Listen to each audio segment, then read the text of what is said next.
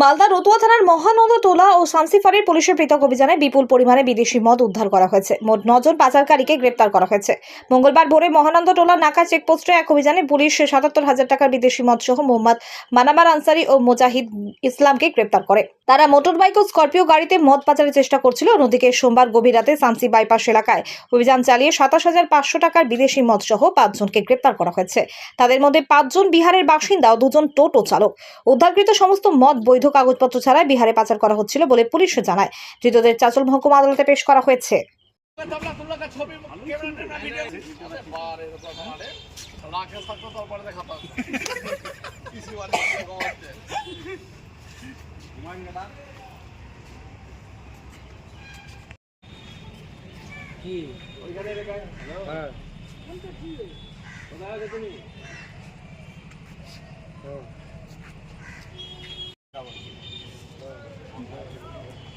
দিলীপ বাবু sir কেন পিছনে পিছনে ওদিকে করছে?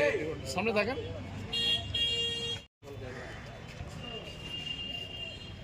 মনোকে দাও, তাকে ভালো করে তুলে দেবো। আমার ভাই